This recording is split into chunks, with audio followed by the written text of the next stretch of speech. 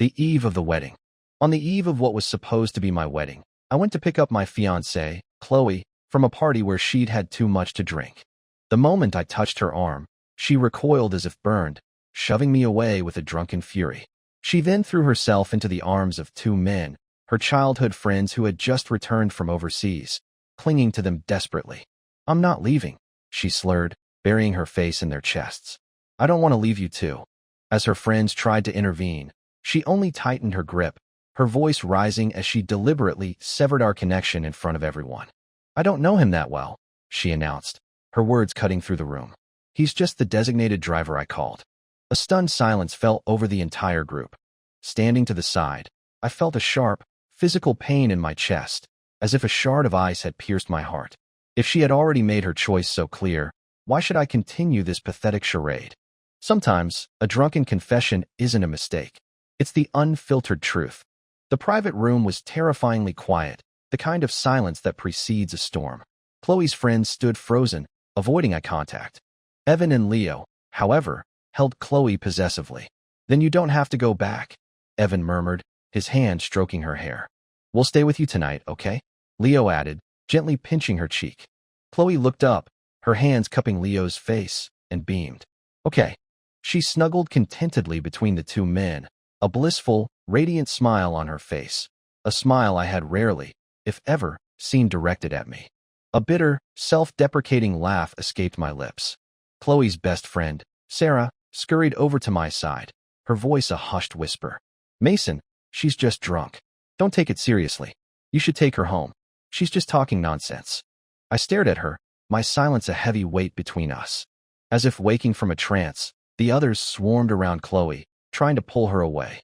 "Chloe, stop making a scene. It's time to go home with Mason." "Yeah, he's been waiting for you. You have your wedding photo shoot tomorrow. You need to get some rest." But their words only made her more hysterical.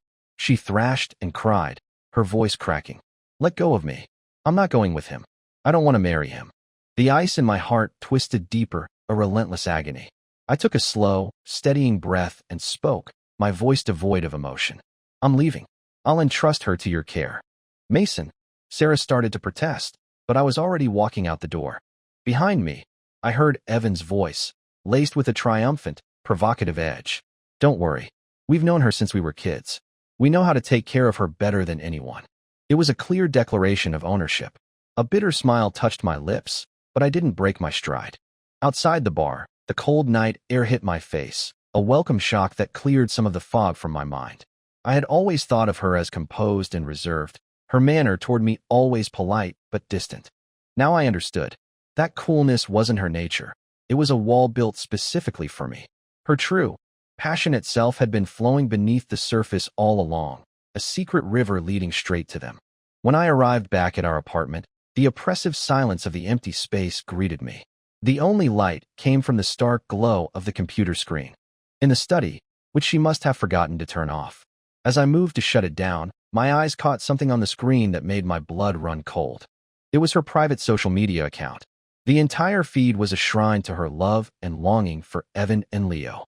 Post after post, year after year, detailed her unwavering affection for them. There were photos of the three of them together, their smiles so bright they seemed to burn. She had even flown to England to visit them, carving out time I never knew she had. A knot tightened in my gut. All her excuses over the years, the long hours, the extra shifts at the hospital, the endless work emergencies, they were all lies.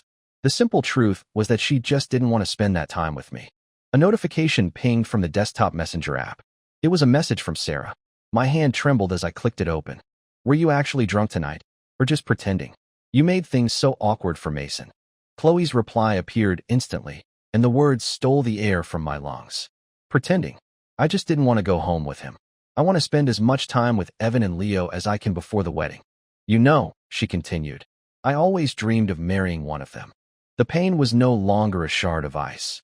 It was a blade, twisting in my soul. I almost closed the window, but I couldn't look away. Sarah typed back, "Then why did you agree to marry Mason?"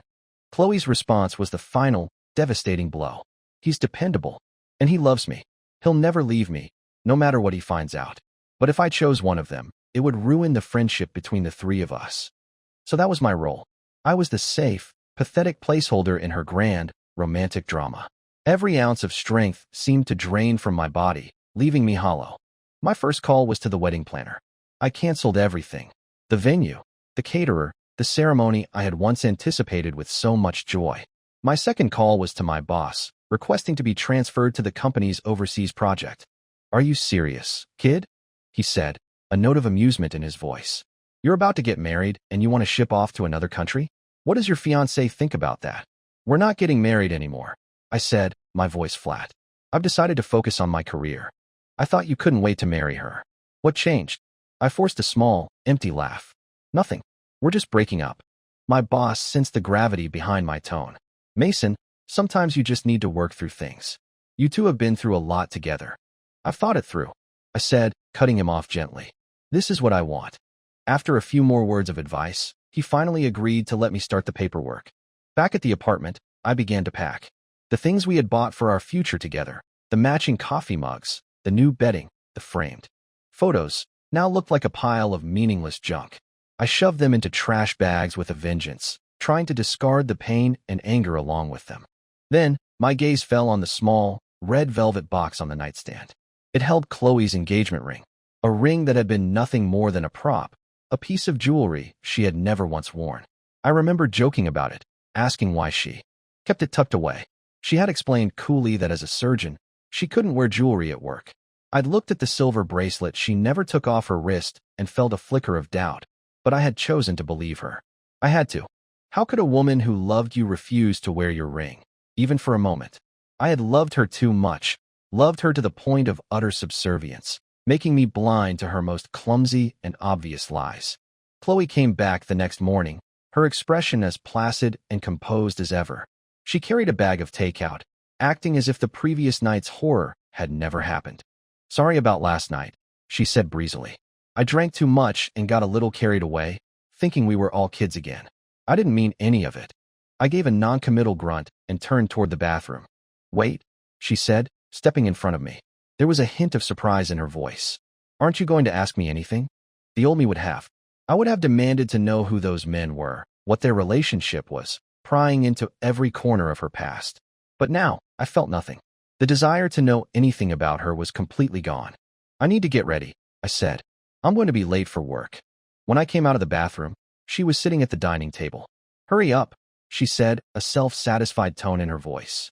"I got up early to buy your favorite soup dumplings."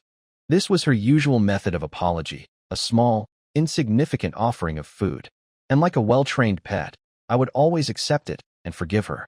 I sat down and silently picked up a dumpling. The moment I bit into it, an explosion of chili and peppercorn filled my mouth. It was spicy lobster filling. A wave of nausea churned in my stomach, and I had to spit it out. She raised an eyebrow, her voice edged with impatience. "What's wrong?" "It's too spicy. I can't eat it," I said calmly. "I don't like spicy food." Her face instantly hardened. "Mason, don't start with this. I already apologized. What more do you want from me?" "I don't want anything. I just don't want to eat spicy food." "Is that a problem?" "You've eaten it before," she snapped, her voice rising. "Now that I went out of my way to buy it for you, suddenly you don't eat it anymore?" I have a sensitive stomach. I can't handle anything spicy. But she loved it. No matter how many times I told her, she never cared. To keep her happy, to preserve the fragile peace of our relationship, I had forced myself to eat it time and time again, enduring the cramps and discomfort that always followed. "I don't want to eat it now. Is that so hard to understand?" I put down my chopsticks. I was done taking care of everyone but myself. Her patience was gone. "Are you going to keep acting like this just because I said a few stupid things? Are you a man or not?" I took a deep breath, the word goodbye forming on my lips. Just then, her phone rang. Her entire demeanor shifted as she answered, her voice becoming tender and warm. "What? Your stomach hurts? Okay, just wait for me. I'll be right there." She hung up and turned to me, issuing a command. "I remember you know how to make that brown sugar and millet porridge. Make a bowl for me. Evan's not feeling well. I'm taking it to him." I stared at her, utterly dumbfounded. "Chloe, what do you think I am?" Her brow furrowed in annoyance. "Mason, what is your problem now? Evan is sick. What's wrong with me bringing him some porridge? If you're going to be this unreasonable, then let's just break up." There it was again. The threat she always used to whip me into line. "Fine," I said, the word coming out calm and even. Let's break up. She froze for a second, her face contorting with anger. Fine, fine, don't talk to me. It's just a bowl of porridge. Is it really worth all this drama? I'll make it myself. She moved to the kitchen with practiced ease, rinsing the millet and starting the stove. Watching her, I felt like I was looking at a stranger. She was the very picture of a doting wife, but not for me. I remembered the times. I'd suffered from stomach cramps after eating spicy food with her, doubled over in pain, and all she'd ever said was, "You know you have a weak stomach. You should remember to take your medicine instead of being so dramatic." A bitter laugh escaped me. I walked back into the bedroom, grabbed a red velvet box from the nightstand, and without a second thought, tossed it into the trash can. "What are you doing?" Chloe cried out, standing in the kitchen doorway with the bowl of porridge. Her eyes were wide with disbelief. I glanced at the trash can, taking out the garbage. "Mason, are you insane? You threw away our engagement ring." I wasn't insane. I was finally, completely sane. Instead of begging for the scraps of affection she threw my way, I would walk away with my dignity intact. "You never wore it anyway," I said coolly. "It was just collecting dust. This is a better use for it." Chloe was speechless. I didn't wait for a response. I just turned and walked out the door. My overseas assignment was confirmed. The flight was in 7 days.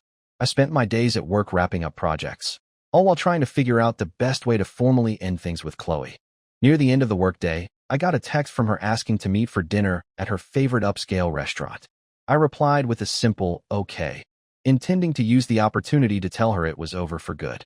Some things were better dealt with quickly. A torrential downpour started just as I left the office. The wind howled, and the rain came down in sheets. It took forever to get a cab, and the drive was treacherous, the car feeling like a small boat tossed on a stormy sea. By the time I arrived at the restaurant, I was more than half an hour late. The place was nearly empty, and Chloe wasn't there. I pulled out my phone and called her. No answer. Time ticked by. The waiter approached my table apologetically. "Sir, is there anything else I can get for you? We're about to close for the night." "No, thank you," I said, embarrassed. "I'll be leaving now." It was past 9 o'clock. I had called her a dozen times, each call swallowed by an endless void. She had stood me up again. She's either in surgery or on her way to surgery, I thought with a grimace, recalling the pattern I had learned over our 3 years together. On a dark impulse, I opened my browser and navigated to her private social media page. My heart stopped. She had just posted a new photo. In it, Evan and Leo were lying side by side in a bed, our bed.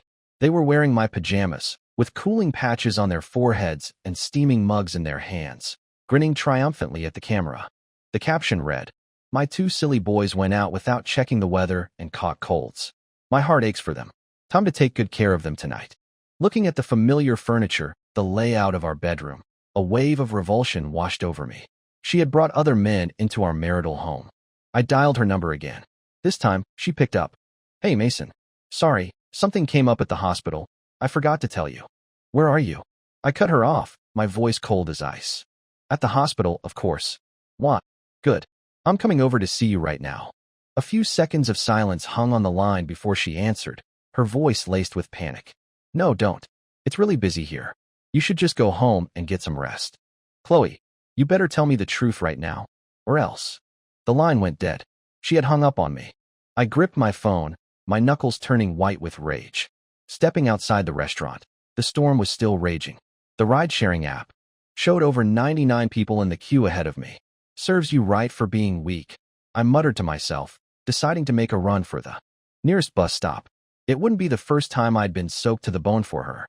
I once rode my bike across town in a downpour because she'd casually mentioned a craving for a specific dessert, only to get a fever myself while she complained that I'd bought the wrong flavor. The memory fueled my anger. Miraculously, an empty taxi pulled up. I jumped in and gave the driver our address. This was the new apartment we had bought for our marriage. The deed was solely in my name. When we were buying it, Chloe had insisted that her salary was too low and that it wasn't right for the woman to pay for a house before marriage. So my parents paid the down payment, and I was paying the mortgage. And now, she was using it to entertain other men. I ran up the stairs, my lungs burning. As I reached our floor, the door to the apartment right next to ours opened, and Chloe emerged, looking flustered. The moment she saw me, a flash of pure terror crossed her face. I let out a cold laugh, pushed past her, and stormed through the open door she had just come from. Inside, I froze. The layout, the furniture, The decor, it was an exact replica of our apartment. Two men walked out of the bedroom. It was Evan and Leo. What do you think you're doing, barging into someone's home? Leo sneered. Chloe bought this place for us. Even if you're her boyfriend, you can't just walk in without an invitation. Yeah, show some manners, Evan added. I laughed, the sound sharp and humorless. You bought them a house? Chloe's face was pale. She grabbed my arm. Let's go back to our place to talk. Not here. I shook her off. Let's break up, I said, my voice dangerously low. Since you love them so much, I'll do you the favor of getting out of your way. Mason, listen to me. It's not what you think. I cut her off, pointing a shaking finger at the identical decorations. Then explain this. Don't you dare tell me this is a coincidence. When we were decorating our apartment, she had insisted on a full European-style design. I preferred a simpler, modern look, but after weeks of her cold shoulders and silent treatments, I had caved. Evan smirked. It looks great, doesn't it? The three of us picked it all out together. Besides, Leo chimed in. Our Chloe is the daughter of the Zhao family. She can afford. Shut up, Chloe screamed at them, looking like a cornered animal. She turned back to me, her voice desperate. Mason, I didn't mean to lie to you. I was waiting for the right time to tell you. With every word she spoke, my heart grew colder. It all made sense now. Why she never wanted me to meet her parents. Why she always claimed her family was poor and begged me not to spend too much money on her. I had felt sorry for her, taking on all our living expenses myself, transferring my salary to her account the moment I got paid, terrified she might feel deprived. All my compassion, all my sacrifice, had been a giant, pathetic joke. Mason, please, let me explain, she pleaded. It was wrong to hide it, but don't, I interrupted, the pain in my chest sharp as a knife. What is there to explain? You've been lying to me from the very beginning. We're done, Chloe. Her face drained of all color. She opened her mouth to speak, but Evan pulled her back. Chloe, stop begging him. He's not worth it. He shot me a look of pure contempt. He's right, Leo said, wrapping an arm around her shoulders. You're amazing, Chloe. You have us. Seeing them together like that, my rage boiled over. I turned and walked out without another word. Back in my own apartment, I started gathering all of her belongings and throwing them into the hallway. Mason, have you lost your mind? Chloe shrieked, her face a mask of fury. Calm down. We're getting married. I scoffed. Who's getting married to you? Take your junk and get out. Don't ever show your face at my door again. Her eyes filled with tears. Mason, I know I was wrong. But do you have to be so cruel? Me? Cruel? I pointed to the two men hovering behind her. Who started this? Playing house with your boy toys behind my back, and you have the nerve to call me cruel? She tried to argue, but Evan interrupted her. Chloe, I feel dizzy. Instantly, her focus shifted. She rushed to his side, all thoughts of our fight forgotten. What's wrong? You shouldn't be out here in the cold with your flu. While she was fussing over him, I slammed the door shut, turned the deadbolt, and locked them out of my life. The next day, the demolition crew arrived. Watching them tear down the ornate, lavish decor I had never wanted felt like a profound liberation. I moved back in with my parents. While the renovations were underway, they were shocked to see me, but I kept my explanation simple. The apartment needs a remodel. I'll be staying here for a while. A remodel? But you just finished it, my mother said, her eyes sharp. Did you and Chloe have a fight? Yeah, I admitted, offering no further details. My father put a hand on her arm, silencing her questions, and I shot him a grateful look. My phone was filled with missed calls and frantic texts from Chloe. I didn't read a single one before blocking her number, but I couldn't stop her from showing up at my office. She looked terrible, her face pale and drawn. I tried to walk past her without a word. The wedding planner called, she said, grabbing my arm. Her voice trembled. They said you canceled everything. What are you doing? I thought I made myself clear. I said, my voice flat and cold. I want to break up. Hearing myself say the words I once feared, felt empowering. Why? She whispered, her eyes wide with disbelief. Is it because of Evan and Leo? They're just my friends. I laughed coldly. Friends who you embrace and whisper secrets with? Do you think I'm blind, Chloe? And this isn't just about them. You lied about your family, your money, about everything. Hiding my family's wealth was wrong, but I didn't want to use their money, she said, her voice full of self-pity. I wanted us to build a life together. My parents still don't approve of you, but I was willing to marry you anyway. Don't you see what that means? What? That I should be grateful for your pity? Why do you have to be so sarcastic? She snapped. We have nothing left to talk about, I said, pulling my arm free. Go live your life with your two friends. I walked into the building without looking back, the sound of her suppressed sobs following me. For the first time, it didn't stir an ounce of pity in my heart. Her relentless stalking continued for days, until my boss finally had a quiet word with me about resolving personal issues. I went downstairs to face her one last time. What do you want, Chloe? I asked, my patience worn thin. Just say it. She bit her lip. Tomorrow is our 4th anniversary, she said softly. Let's go on the Ferris wheel together. You asked me before, and I promised I wouldn't forget this year. The words hit me like a punch to the gut. On our 1st anniversary, she had just started her surgical residency. I had waited for her outside the hospital with flowers, a cake, and a container of her favorite homemade dumplings. She had an emergency surgery, and I waited all night. When she finally emerged, exhausted, she was full of apologies. I told her it was okay. Next year, I had said, trying to cheer her up, you have to ride the Ferris wheel with me. They say couples who ride together at the top stay together forever. She had smiled faintly and agreed. But the next year, and the year after that, she was always busy, always had an excuse. Her private social media told the real story. On our anniversaries, she was traveling the world with Evan and Leo. I was just the fool waiting at home for a promise she never intended to keep. No, thank you, I said. I don't want to ride the Ferris wheel anymore. Why? She asked, a note of panic in her voice. You always wanted to go. What were you doing on our anniversary last year, Chloe? I asked, my eyes boring into hers. She faltered, looking away. I was working. I had a surgery that night, remember? I gave her a cold, empty smile. Fine. I'll see you tomorrow night. 8 o'clock. South Mountain Ferris wheel. A look of ecstatic relief washed over her face. Really? You'll be there? Yes, I said, my face a blank mask. I had no intention of going. Oh, that's wonderful. She reached for my hand, but I pulled away. Her smile faltered. Okay, I'll see you tomorrow, then. I have to get back to work, I said, turning my back on her for the last time. At 8 o'clock the next evening, I was at my parents' house, enjoying dinner. My mom kept piling food on my plate, reminding me to take care of myself overseas, her eyes glistening with tears. My dad shot her a stern look. He's going for a job, not forever. Stop crying. My phone vibrated a few times, but I ignored it. At 9, it buzzed again. A text from Chloe. Something came up. Wait for me. I shoved the phone back in my pocket. I knew exactly what had come up. Today was Leo's birthday. The three of them always celebrated together. I wasn't the fool anymore. I wouldn't be waiting. Around 10, I received a picture message from an unknown number. It was a photo of Chloe, drunk and happy, curled up in Leo's arms. The text below it read, "You'll never be as important as one of us." She's not coming. I typed back a simple reply. She's all yours. I don't want something so tainted. Then I blocked the number and, for good measure, blocked Chloe on every platform I could think of. The next morning, I was on a plane to France. As the city shrank below me, I felt a confusing mix of regret and relief. I had truly loved her, but it was over. The sky over Paris was a startling, brilliant blue. With a new phone number and a new life, Chloe faded from my world. I threw myself into my work, and soon, my career took off. I was promoted, recognized, and finally felt a sense of purpose that had nothing to do with her. Life has a funny way of surprising you when you least expect it. One evening, as I was leaving my office in Paris, I saw her standing across the street. She looked worn down, a shadow of the woman I once knew.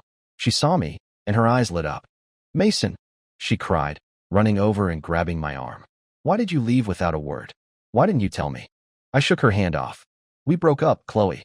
I don't owe you a report of my whereabouts." Tears welled in her eyes. That night, I really did have a surgery. I laughed. Was it a special surgery? The kind you perform while lying in Leo's arms. Her face went white. "What are you talking about? Leo and I are just friends." "It doesn't matter anymore," I said, my voice weary. "We can't go back. I know you don't love me. Just let me go." "How can you say I don't love you? I was going to marry you." "Yes, because I was dependable and loved you unconditionally, right?" I stared at her, watching as the truth of my words registered. On her face, I saw the chat with Sarah, and I saw your secret account. All those years, you were pretending. Weren't you exhausted? She stood there, defeated, her hands twisting nervously. My only regret," I said, my voice laced with contempt, is that I didn't end things with you that very first night. Goodbye, Chloe. Don't ever come looking for me again. I started to walk away, but she grabbed my wrist, her grip surprisingly strong. Mason, please, she begged, tears streaming down her face. Give me one more chance. I promise I'll be good to you. After you left, I realized no one will ever love me as selflessly as you did. I looked at her, my heart a frozen stone. Chloe, do you even know what love is? I do now? I was wrong. I was foolish. You were selfish, I stated flatly. 2 years ago, when I was in that car accident and needed someone, you told me you were on a business trip, but you were in Norway with them, watching the Northern Lights. A year ago, when my parents were in the hospital and I was running myself ragged, you didn't even call. You were on vacation with them in the Maldives. Your foolishness cost me everything. It destroyed every last bit of love and hope I had for us. She stood there, speechless and pale. That was your love, I said, my voice dripping with disgust. And I'll tell you this, Chloe. The only thing I feel for you now is revulsion. I walked away, leaving her weeping on the Parisian sidewalk. After that day, I never saw Chloe again. For a while, a small part of me worried she might do something drastic, but the demands of my new life quickly pushed the thought away. I heard news of her about 2 months later, in a group chat from my university days. Holy crap, did you guys hear? Chloe jumped off a building. Evan and Leo were trying to force her to marry one of them. Apparently, the fairy tale had soured. The three of them were constantly fighting, and it came to a head when both Evan and Leo proposed simultaneously, giving her a week to choose. When she refused, they went to the roof of her family's corporate headquarters and threatened to jump, forcing her hand. The incident became a massive public scandal, turning Chloe into the city's biggest joke. I felt nothing but a cold, distant pity. She had made her bed. In the months that followed, my life only got better. I was promoted again and won a major award at work. I used the bonus to take a long vacation, traveling through Europe, skiing in the Alps, and feeling truly free for the first time in years. While on a ski lift in Switzerland, I received a call from an unknown number. Mason, it's me. It was Chloe. My grip tightened on my ski pole. What do you want? Can I see you? She asked, her voice thick with tears. Please. I'm busy, I said coldly. We have nothing to talk about. Mason, I was wrong. I know that now, she sobbed. Evan and Leo, they only wanted my family's money. And what does that have to do with me? Please, Mason, just see me one last time. There's so much I need to say. Say it now, I said flatly. There was a pause. If I had chosen to go with you that night, would we be married now? A harsh laugh escaped my lips. Are you delusional, Chloe? There are no what-ifs. And thank God you didn't come with me. I'd rather be alone than be a fool. Mason, can you come see me? No. I'm alone in the hospital, she whispered. I have depression. The doctors say. Chloe. I interrupted her, my voice hard. If you're sick, see a doctor. I'm not the cure for your problems. I hung up and blocked the number. Then I pointed my skis downhill and flew, letting the icy wind whip away the last lingering ghost of our past. Later, I heard she had taken her own life. The news reached me while I was with my fiancée, Lily, planning our wedding. Congratulations, man, a friend said, clapping me on the back. Good thing you dodged that bullet with Chloe. Can you imagine? You almost married into that crazy rich family.